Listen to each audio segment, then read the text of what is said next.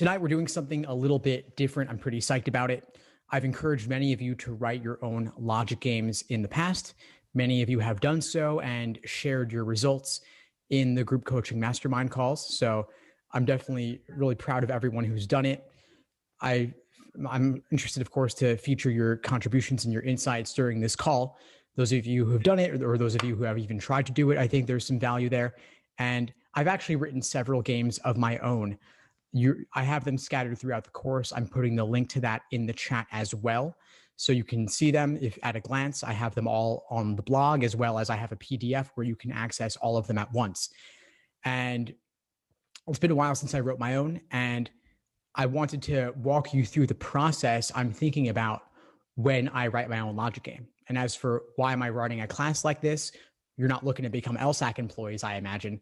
The reason is that by writing your own logic game, you can actually learn a lot about the process of how LSAT creates games. Obviously, they may have their own unique take on it, but there's still something to be gained from seeing how they do it, because it's kind of like you're reverse engineering the beast that you're looking to conquer. That's my mindset around this. And so even if you don't write your own entire game, even if you don't even write your own drill, I hope that seeing my thought process in terms of walking through this will give you some insights into how one might go about creating their own kind of logic game puzzle. And I'm going to write these games. If I write more than one, any games that I write tonight with you will be from scratch, no prior prep. And I want you to participate with me in creating these games, in the initial setups, in the rules, in any hypothetical questions we might ask around this process associated with the rules. And so I'm going to pull up a whiteboard here so we can walk through the diagramming process together. And so I'm thinking we're going to cover a couple of different kinds of games here. We could do relative ordering, aka pure sequencing, or relative sequencing. We could do strict ordering, and we could do some grouping. So the distinctions there: relative is relational, before, after, left to right, not necessarily any specific slots. So the rules in a relative ordering game will be more loose or relational. A is before B, rather than A is on slot 2 and B is on slot 3 specifically. So relative is more loose. Strict is more defined, more specific, with particular numbered slots. With grouping, I'm thinking we might cover in-out conditional statements. And so we may not get to all of those, but I'm thinking we could write some mini games together, and then we'll see what comes out of that. And of course, we could discuss any potential rules, questions associated with those games as well. And so I have some notes here just to guide me on where we might go with this, but I'm really writing this from scratch here with you all. So relative ordering, or pure ordering, pure sequencing, we're relating variables to each other. So let's say we have a game with 7 variables: A, B, C, D, E, F, G. Those are our 7 variables in the game. The rules are all going to be relational, left to right, not really saying D is on slot 3 or A is on slot 5. And so if I were LSAC and I were writing a game like this, my goal would be testing folks' ability to see connections between variables that are not direct or adjacent on a web. So let's say we had a rule saying A is before B. Then we had another rule saying D is after C. D after C, they're putting after when we want it to be before, because it's easier to think in left to right. I would think of that as C before D. The thing is that C and D cannot be smoothly connected with A and B. So I might actually skip that and come back to a little bit later when I can more easily link things on. So let's say we had another rule that G is before B. We could add on G dash B. Then we have G before C. Then we have D after C, meaning C before D. So let's stop there for a minute and think to ourselves, okay, well, what are some inferences we can make based on this web? Anyone want to give me an inference they could gain from this? Something that was not directly stated?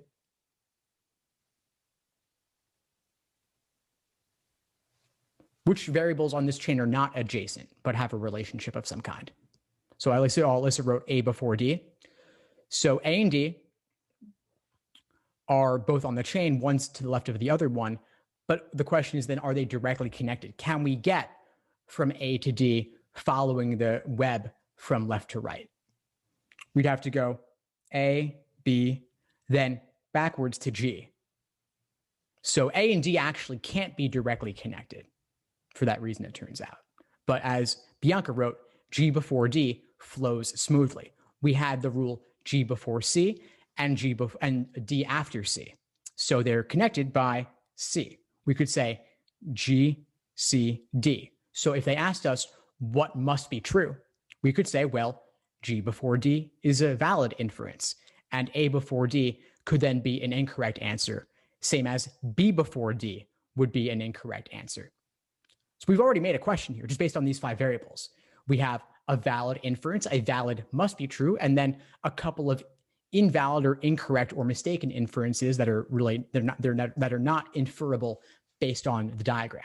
And so if we have answer choices,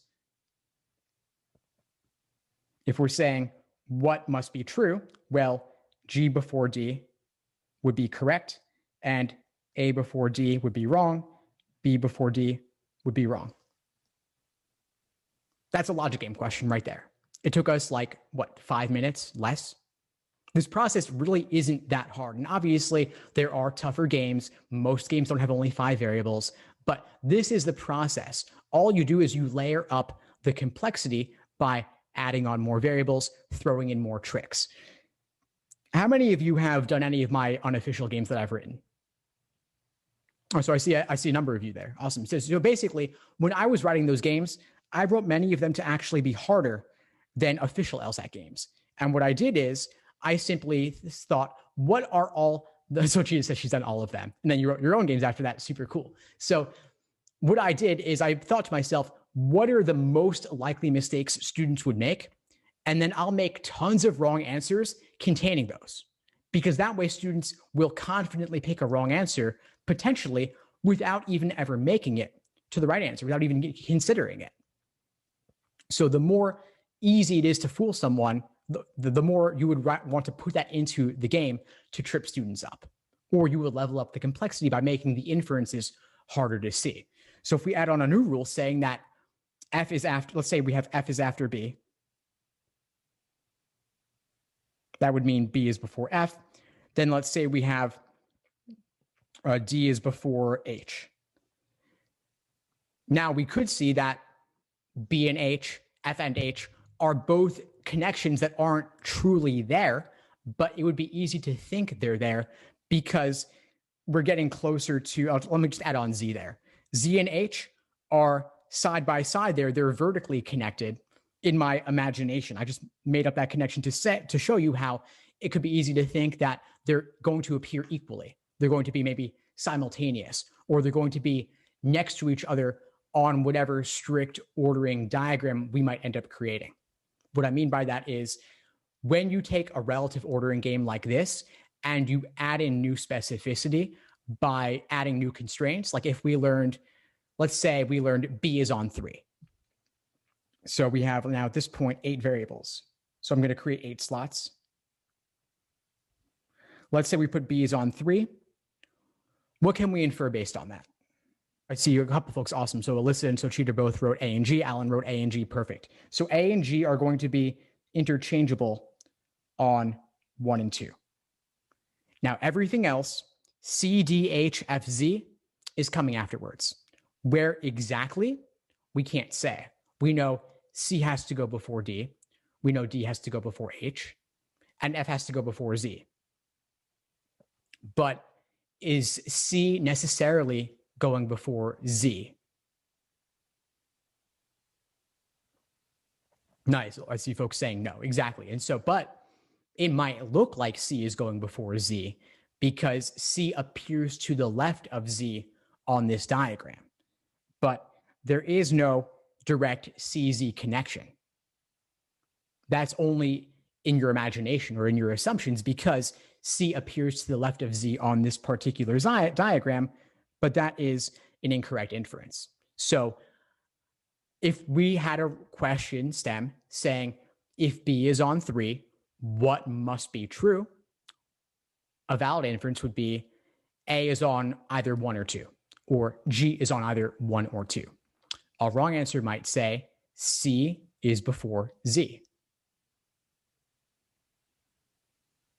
This is the process. This is all it is. All they do is they put in wrong answers, some of which are tempting for one reason or another, and other ones that are just completely out of left field. Like, to me, C before Z is a more tempting wrong answer than, let's say, F before D, because F and D appear vertically to be around the same place. But C and Z appear more diagonal. So it seems more like there's a left-right connection there when there actually isn't. Any questions on anything I've said up to this point around this? So we've got local questions, we have general questions. Now I'm going to just start over and go somewhere else with this. Let's say we have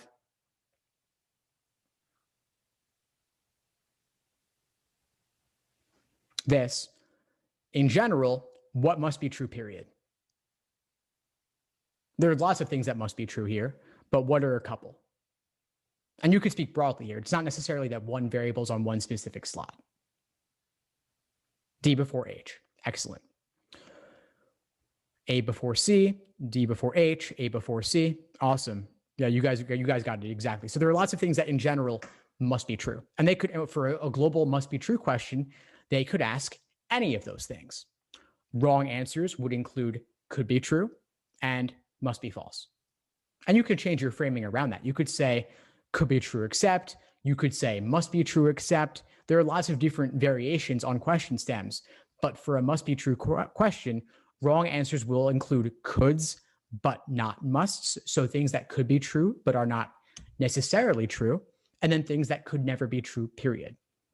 And so I saw a couple of folks said D before H and A before C. So I'll run with both of those. So for a general must be true, D before H is one potential correct answer. A before C is also one potential correct answer. A wrong answer choice might say B is before D or D is before B because there's ambiguity there. So that's not a must. That's a could. That is not necessarily true. So if we say what must be true, I'll just pick arbitrarily one of those two choices. We'll say A before C is a good answer. And a bad answer would be something like B before D. Another one would be C before D, because that's actually a cannot, right? Then another one might be something like H before G. That's not an especially tempting one because it should be pretty obvious that H before G could never happen, period. But they'll make some easy ones that are easier to eliminate. And then I'll say G before C because there's ambiguity there. That's a could, but not a must. So again, we've written another logic games question here. It's simple. They can get more complex. This is a relatively easier example because it's a relatively easier game type. This is a simple relative ordering game, not a whole lot of complexity in it. Any questions or thoughts around this?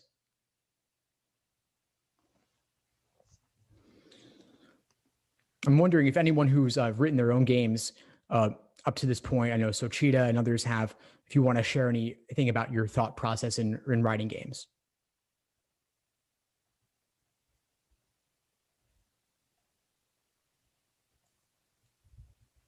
Yeah, I can share mine. Yeah, great, please. Well, I wrote a little different game from this one. I wrote a, I would say, selection grouping. And the process, and this is like, I encourage everyone to write, whether strict sequencing to start off with, because they're generally more fun to write to solve. So what I did was I didn't actually look at any other games before writing it because I don't want it to be so adaptive from any specific games that LSAT had written. So I just start off from scratch, pick a topic, and see where I want to go. So, I know for a fact that I want to do grouping. So I started writing that. And then the rules will come once you have all the variables and, you have the variables and, the scenario that you've written. And then the questions will then come after the rules. Once you write the rules, and sometimes you could think of a question and then create an extra rule on top of that to stop your questions. But yeah. Awesome. Thanks for sharing that, Sochita. It was cool to hear your experience. And Bianca, if you're willing to share at some point, I'd love to have you share some thoughts around it too. But in the meantime, we could go into another game here. And I know folks were asking about rule sub. For this game in particular, rule sub actually seems pretty straightforward to me, because if an original rule was simply this, A before B, the simplest alternative to that would be B is after A. So A before B equals B after A. That's really, there's not enough complexity there to really make something that is fantastically complex or difficult to spot. So again, A before B equals B after A. That's really the only obvious interpretation or equivalent rule that I could think of for a game like this. You could say that either A or D is first, but that wouldn't insert the same restriction around A before B. If you say either A or D is first, well, then maybe you have D on 1, then B on 2, A on 3. So it would be a little bit looser or open-ended relative to the original rule, would not be equivalent.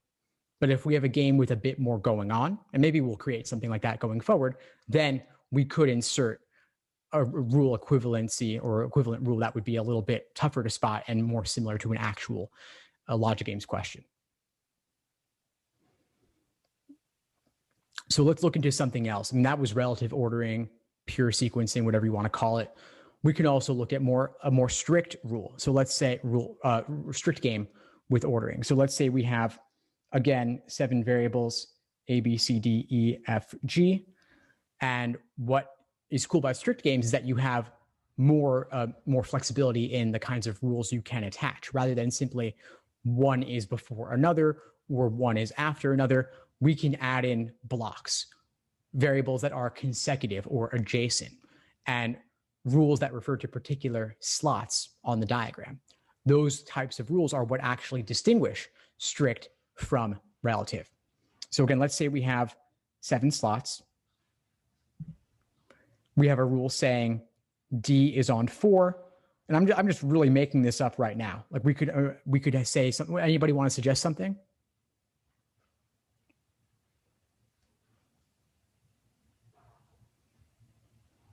Literally anything. We got 7 variables here. We have 7 slots. We can put variables on specific slots. We can block them.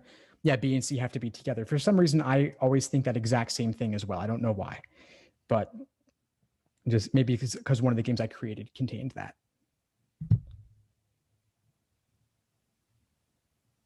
So B and C have to be together. Right away, this actually constrains things a lot, because D is taking up a space that either of B and C could have gone in. So B and C are automatically constrained to 1 and 2, 2 and 3, 5 and 6, or 6 and 7. So automatically you have 4 main diagrams that result from B and C being a block. So we can do what I would do for this is I would level them. I would level the different possibilities.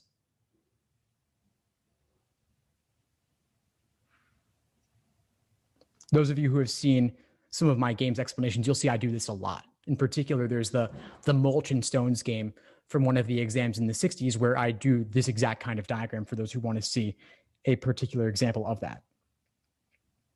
So again, A and B, it was B and C. B and C on 1 and 2, 2 and 3, 5 and 6, and 6 and 7. Now we can add in further constraints to further limit the game. And the more you limit it, in a way, the more interesting it gets, because you then have, let's say, there are certain things that will only occur in one out of these four scenarios. And so you can test students' abilities to make the inferences deriving the valid scenario and eliminate the other one. Rithwick wrote, if B and C were together, could it also be C and B in terms of order? That's a good question. I was thinking of blocks. I don't know if that's what Alyssa had in mind. She wrote B and C have to be together. I just looked at the order over them and thought of them as a block. You're correct, Rithwick, that if we interpret that as being together in either order or simply being loosely adjacent, then it would actually be a reversible block. Then it would have been something like B and C or C and B, in which case my four diagrams would not be the only four. There would be another four containing the reversal of that. To further limit the game, I just chose to interpret it that way because that's also, I have my preconceived ideas around how I write games like that. Alyssa is clarifying her rule to match my understanding. So thank you, Alyssa, for allowing us to move forward smoothly on this. So we're going to interpret it this way, B and C as a block. So if B and C are a block, once again, that means that the game is quite constrained. We've got 3 out of the 7 variables already placed 100%. We have remaining now, so I'm just going to lock those out for good. So B, C, and D are gone. We now have A, E, F, G left to place. So if we want to further constrain the game, whereby we will then have many questions that will refer to only a couple of, or only maybe even one of those 4 scenarios, it'll be nice. It'll be smooth. And then we will say, okay, well, students should eliminate at least one or two of those 4 as invalid, leaving the others, but it will require students to go through this path either up front at the beginning, like I'm doing now, or over the course of the game, they will draw more local hypothetical scenarios. Either way, that's a preference thing in terms of style. Some students will do it one way, some students will do it the other way. Doesn't really matter. It's what works best for you. But my style is more work up front, and you'll see that in my explanations as well. So what's another rule we could insert here? We've got these floaters A, E, F, G, so we probably want to say something about them. D before A. Fantastic, Virginia. Okay, so D before A. What does that do? What can we infer based on that if we had the rule that D was before A out of one of these 4 diagrams?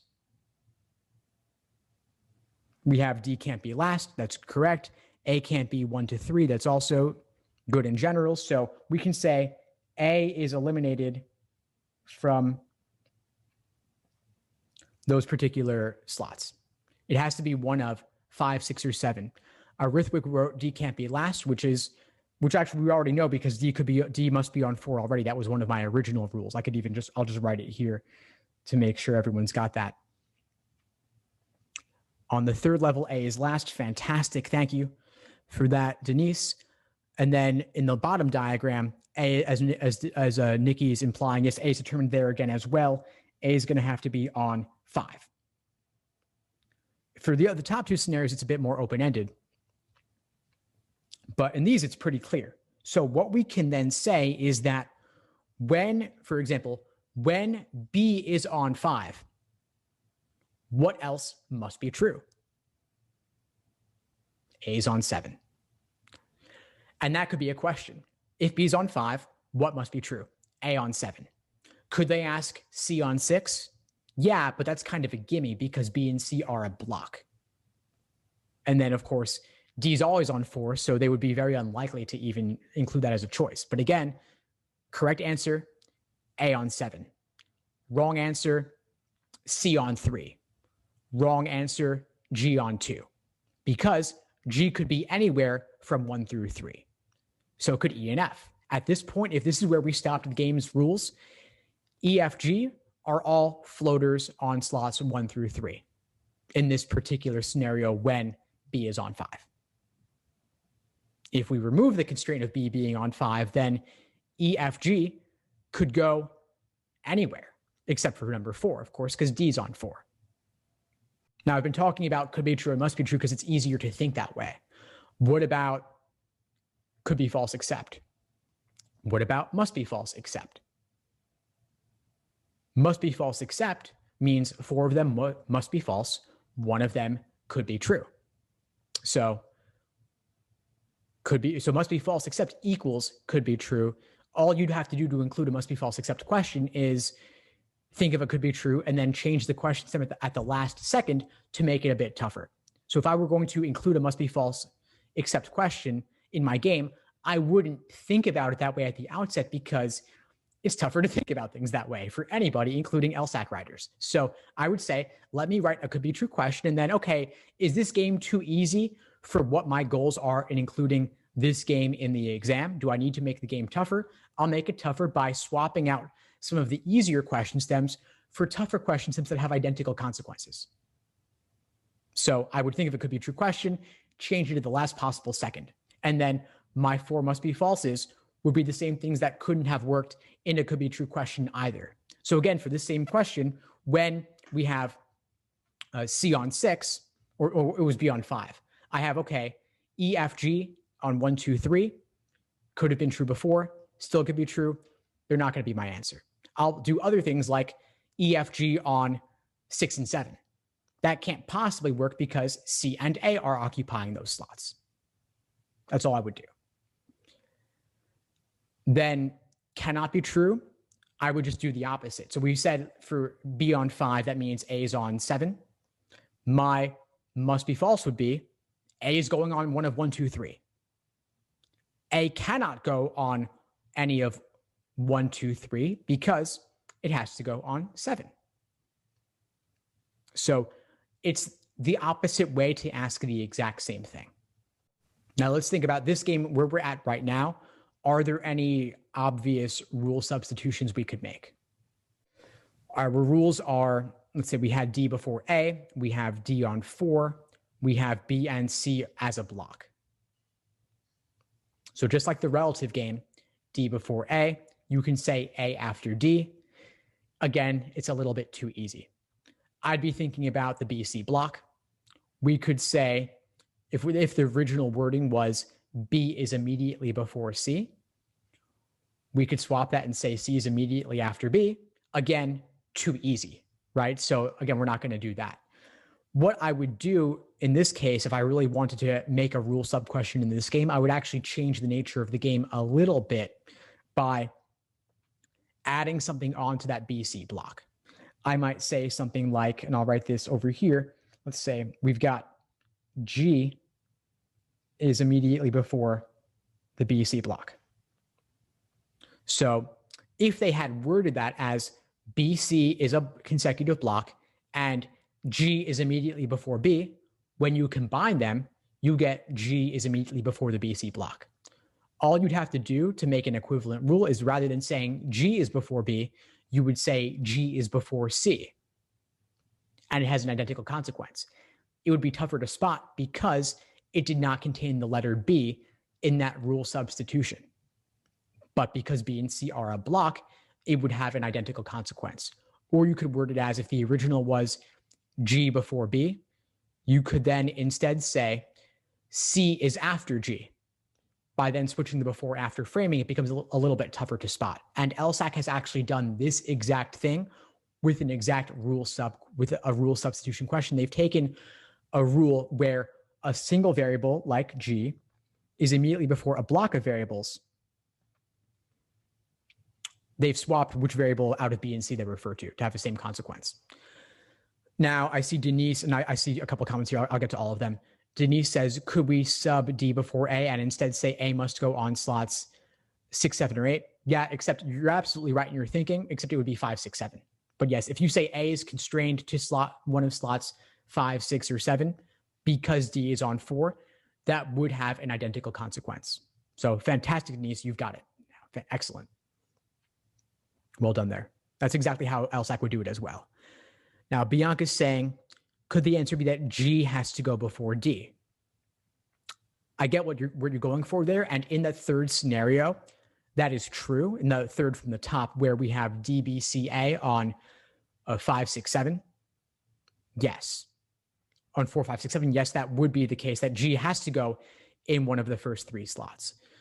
So, but the question is, I mean, that's something that we can infer based upon this, but are you substituting it for the G before B or C?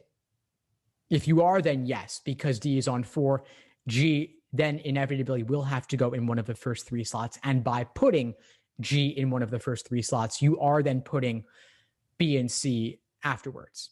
So that also works as well. And that's a fantastic way to frame it also. So I like your thinking there. Yeah, so there are a couple of potential rule subs here just with this individual rule. So nice. You're all fantastic at it. Well done. Any other thoughts or comments around this particular scenario that we have going on right now? Yeah, Rithwik, please. Yeah, I've seen a lot with these like 1D ordering games. There's also questions where, I mean, we kind of established how like A can't be in the first 3 spots, where there'll be like, what's it called? Like what letter could not go in like position 4? And they'll give specific letters. So it'll include like A, E, F, and G. If we're not talking about including the recent rule that you just brought up, the one where it says G before the BC block, and then also including the letter like C.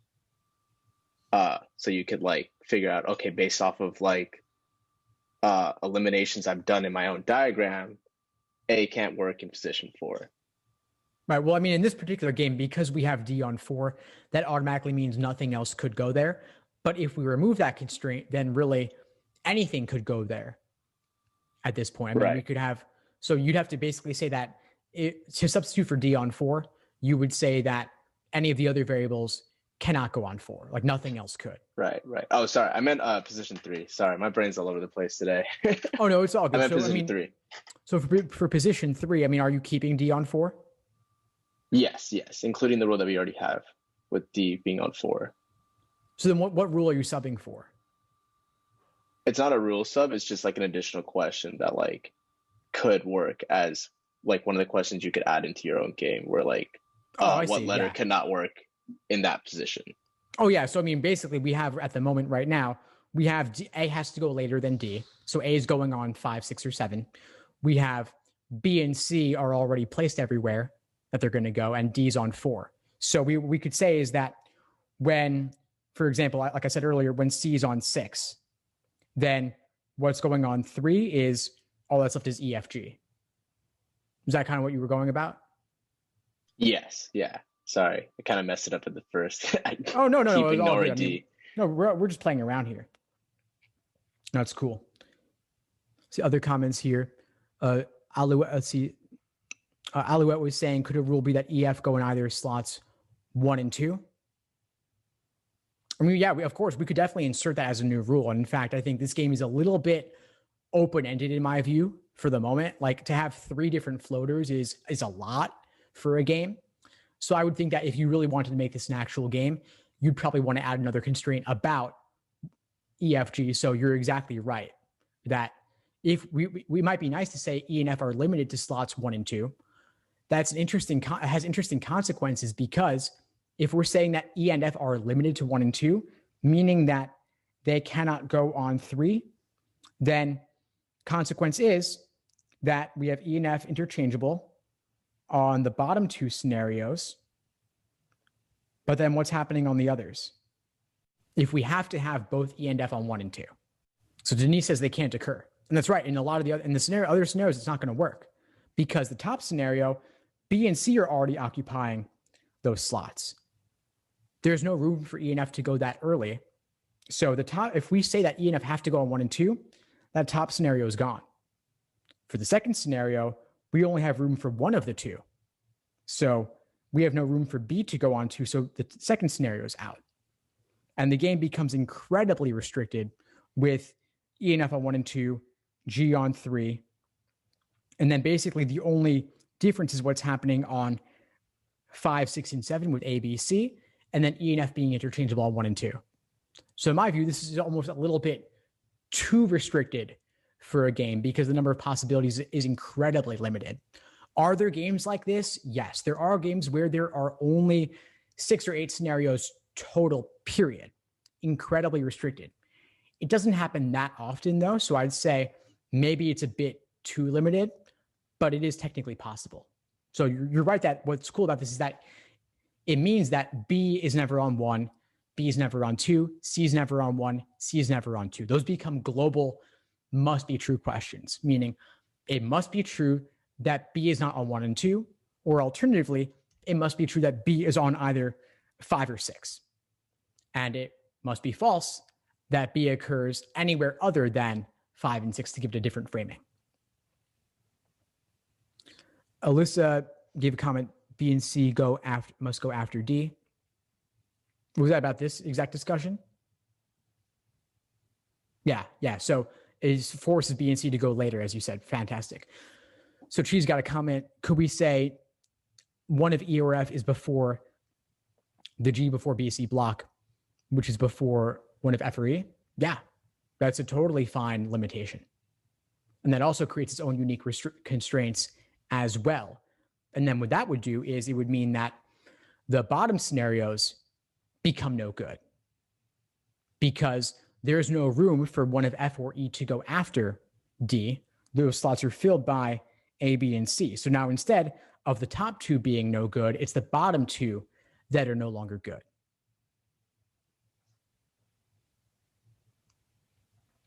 So that's a cool rule, Sochi. I think it gives us like the flip side of everything in a way, because you're putting one of F or E later, giving a lot more freedom on the early side. Alouette was asking a question here about the setup. When you populate the different scenarios, are these all the possible ones or based on the initial inferences?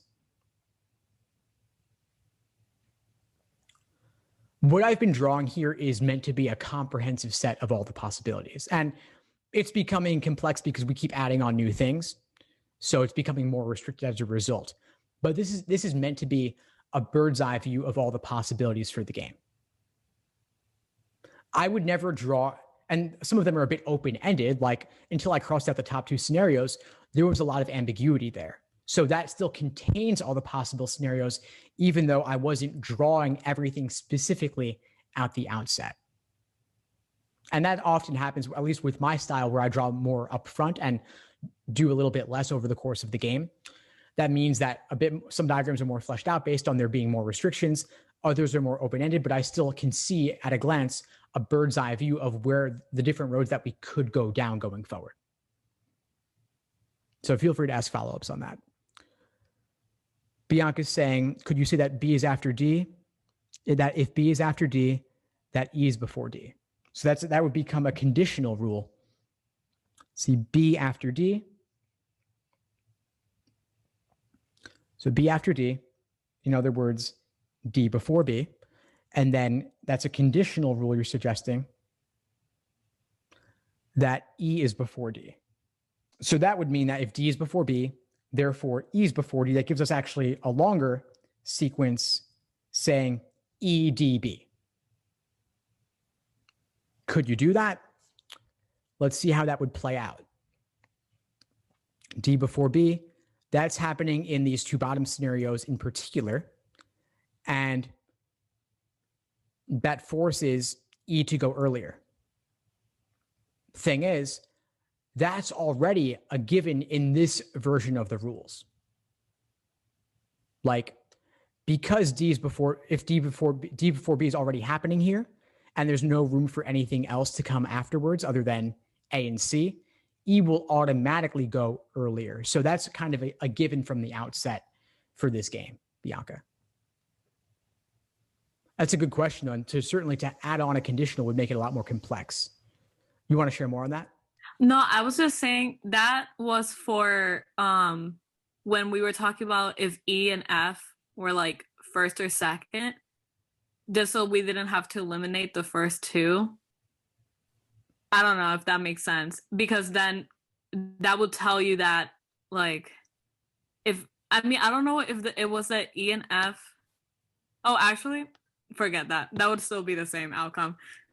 No, it's all good. Yeah, there's a lot to be considering here. And the thing is that, again, remembering the original rules, B and C was a block, right? So B has to go on 1 and 2 respectively for those top 2 diagrams. Okay. If we had more ambiguity and we could have put B later, then it would have been possible for D to go before B in one of those top 2, in which case you then can have it be a unique result or unique inference that E goes earlier. Mm-hmm. But for this game, but given that BC block, that wouldn't change anything really. But I'm glad you suggested it though, because conditionality is another way to certainly level up the difficulty of a game. Anyway, I think we've kind of fleshed this one out quite a bit, unless there are other comments on it. But Bianca, actually, I'd love for you to share a bit of your experience about writing your own game for those who haven't heard you share it before, or any new insights you've had since then. Yeah, sure. So it was interesting to hear Sochita. I'm so sorry if I'm mispronouncing your name. Yeah. Sochita. It was interesting to hear your perspective on how you came up with the game, because I feel like my approach was completely different. I definitely looked at different games before making my own, because I wanted to make mine based off my weaknesses and the rules that I misinterpret a lot. So I had the rules immediately before I had anything else, because I was looking at the games that I did poorly on. And yeah, so I picked the rules before anything else. So that was pretty interesting to hear how you picked your topic first and then did the rules and then continued with the questions. Yeah, so I did that, and it has helped me a lot. Like when I was explaining how I did my game, I said that I did it basically right before I took the October LSAT, because I didn't really want to like study and I was just getting really frustrated, and I really like logic games, so I just wanted to make my own. And it honestly has helped me like stay I guess focused on the LSAT, and if anything, it has made me love it.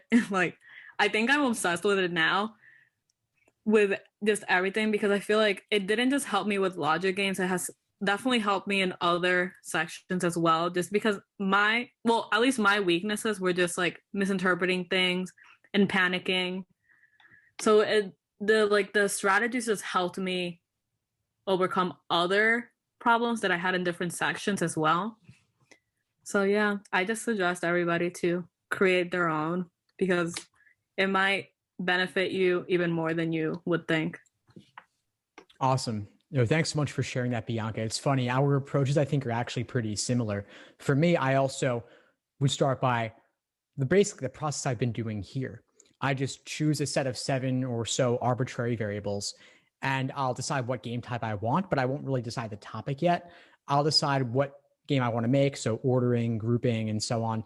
And then I'll just make a bunch of rules and see what the consequences end up being. And then from there, I see, okay, well, the game is like constrained enough that there's some ambiguity, but not so much that there aren't any significant inferences to make. So just like the sweet spot in terms of a right level of complexity that feels good. And if it wasn't complex enough, I might add on something new. If it was too complex, I would remove a rule. And then what you can always do is that you can make more complexity or more limitation by making a local question, a local if, to further constrain things for one particular question. Or at the very end of the game, you can suspend things in various ways. Like back when we did the rule substitution question workshop, I mentioned how there are actually uniquely, but not recently, rule addition questions and also rule subtraction questions. An example of rule addition would be in Prep Test 33 Game 2, the Birds in the Forest game. The last question of that game in Test 33 Game 2 is rule addition. The last question of Test 36 Game 1, the Fruit Stand game, is a rule subtraction question. Those have been very few and far between. I can't even think of any others like those right now, although there have been a couple, but none recently. The real one to look for is rule substitution, which has appeared on nearly every single exam since exam 57. But bottom line there is that you have the ability to mess with the constraints at the end of the game if you wanted to. just to add on a constraint for a particular question only. Now I see a question from Alouette here. At what point should you start making your own games during the study plan, after week 1, after week 2, etc.? I wouldn't necessarily try to do it too early because I want to give you a chance to actually learn the fundamentals of games first. So I would actually suggest at the end or towards the end of the logic games foundation portion of the schedule, then you might start playing with it. But you know what? If you want to work on, if you've done relative ordering enough, you could try writing a relative ordering game. And by the way, I don't think that everyone needs to try to write their own game. I just think if you're really looking for logic games perfection or close to it, it's a useful exercise. I don't want you to go down a rabbit hole where you start writing dozens and dozens of games like this. I think even just a couple is more than enough. And you can write mini drills too. But I do think that at least trying it a couple of times could give you some unique insights into how these are designed. And play with it. And of course, you're always welcome to write one and send it over, and you could present it in class at a future point and get feedback from me and others on it. But basically, the short answer is I would give it at least a couple weeks to get into it. Well, we still got some time, and so I thought it might be useful to play a little bit with one more game type. Alyssa gave a good comment here about exposure on question types that trip you up or resonate with you. You can focus there in particular. So yeah, I think if there's something you want to learn more about or something that gives you trouble, that's a good game type to work on. So I had one more game type in mind, which was to do like a grouping in-out selection game with conditional rules. So we could lay out something like that too and see what comes from it. So again, I like 7 variables because I think it's one of the most common numbers of variables for games. Let's say we have A requires B. I'll do contrapositives also just to fully illustrate things. So Cheetah gave one more comment in response to your question, Alouette, saying to correct her explanation, she's been doing so many games already that she was comfortable starting from scratch. Fantastic. And I think that's a good insight to share as well. So A requires B, contrapositive, B, not B requires not A. What else should we add in here? I want you all to suggest things and just make it up as we go. 2 spaces between A and D. Interesting. Okay, so this is grouping in-out conditional. So there's not going to be spaces. There's not going to be an order here. This is a selection in-out game, meaning that we are choosing some variables, but not choosing others. So some will be in, some will be out, some are selected, some are not. So we've got C then not D, not E then F, D in A out, D or E then G. Awesome. All right. So we've got a lot of variables here. I'm going to, at least when I'm writing a game or when I'm diagramming a game, I'm going to start by linking things that are already mentioned to draw smoother connections. And so I can add in all of these rules, but I'm going to start by adding in what Rithwick said, D in, then A out, because I already have A on the diagram. So if we say D in requires A out, I can link that right there. I can also link in the contrapositive. D requires not A. Contrapositive would be what?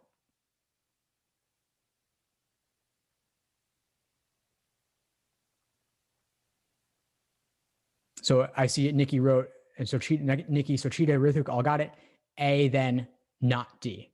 Fantastic. So A in requires D out. I'm going to separate these with a line. These 2 diagrams are the contrapositives of each other. And this is actually how I diagram games of this type. Now I'm going to look at some of the other rules folks mentioned here in the chat already. Billy said C then not D. We can do that. So C requires not D. Contrapositive. D requires not C. Then we have, let's see, other one, Alouette wrote E then F. We don't have either of those yet, so I'll skip that one. We have Alyssa saying D or E, then G. Excellent. All right, so each of D or E is sufficient to require G. This becomes a little tough to squeeze in but we can do it. So you see that there are, at this point, 3 different things stemming from D. So you were feeling pretty sadistic today, huh, Alyssa? So D requires A out, C out, as well as G in. And E also requires G. There's a lot going on here, but these are the rules. And theoretically, LSAC could do something like this. It's kind of tricky, but it's possible. Then contrapositive of that, again, the rule was D or E, then G. Contrapositive, G is out, then both D and E must have been out as well. And we need some space up here up top, so I'm going to erase the list of variables. So it was G out, then D and E must have been out as well. Because if either D or E had been in, then G would have been in. So at this point, we've covered every single variable except F. I see Alan suggested if D and E in, then I'm going to assume that was an and there. If D and E are in, then F is out. I think that's going to get a little bit too complicated for a game or for a diagram here. So I'm going to leave that rule out. That would be incredibly complex. I don't even think LSAC is that sadistic. So I'm going to skip that one, but it's interesting. Yes, Alyssa wrote the contrapositive of her rule there. So yes, if G is out, then both D and D are out as well. Thank you for that. And then Alouette's saying not E, then F. I like that because we haven't yet mentioned F. And you could have a floater in an in-out game, but it's uncommon. So they usually want to link them all in together. And so let's add on F to fully include all 7 variables. Not E requires F. Contrapositive of that, not F requires E. So that's every variable here. We've got all 7 on both diagrams, and these 2 diagrams are the contrapositives of each other. Now, let's see. What are some inferences we can derive here? If F is out, what must be true?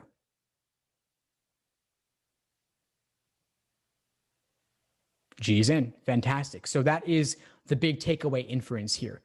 F out requires G in. That is a negative arrow positive relationship, meaning at least one in, maybe both in. We simply cannot have both out. So there's a minimum established that you've always got to have at least one of F and G in, period, at all times. You cannot lack both F and G. It's a given. So for an orientation question, if you were to construct one rule you might test for is, are there any scenarios that lack both F and G? If there's a scenario that lacks both F and G, then it's invalid. And that would be testing this rule. So if I make an answer choice suggesting that we had in, let's see, A, B, C, D, E, that would be a wrong answer because it lacks both F and G from that list. If you had a scenario that contained both D and C in it, that would be no good as well. And my hypothetical here actually contained both D and C, so it's invalid for 2 different reasons. I would scan through the choices. Any choice mentioning both D and C would be gone. And any choice lacking both F and G would also be gone. But yes, A and B could both be out. The rule there is not B requires not A, contrapositive, A requires B. So any choice mentioning A must also mention B, but it's a positive, positive arrow, negative, negative. So plus, plus, minus, minus. That means that you could lack both and you could also have both. The issue is that when you have A in particular, you must also have B. And so to create an orientation question, My point is that I would look at all of the rules and I would make a bunch of choices that violate at least one of those rules. If you want to make it tougher, you make each wrong answer choice violate only one of the rules to require students to cycle through as many of the rules as possible.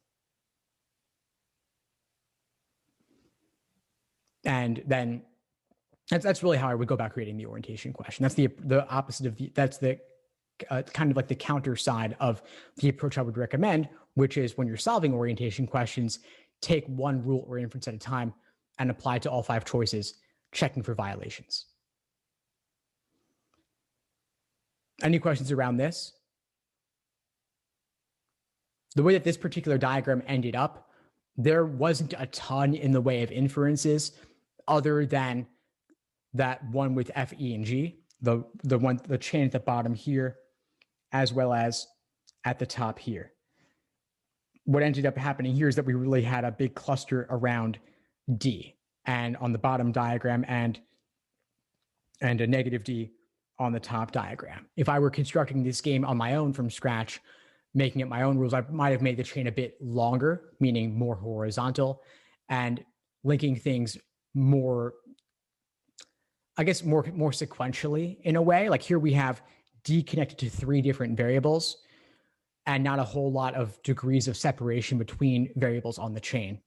I think to have more inferences, you would generally want to have a longer chain with the variables separated more. So I'm briefly going to just erase this here and then show you what I might typically do. And I've done this, in fact, for my own game. I would do something like A requires B, requires C, requires D. And I'll make like 2 of these negative just to say. I would then add on F here.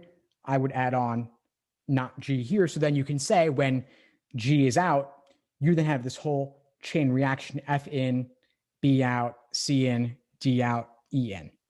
So then knowing that G requires positive C is fairly impressive because it required me making a couple of links. Or G requires E is incredibly impressive because it required making nearly all of the links.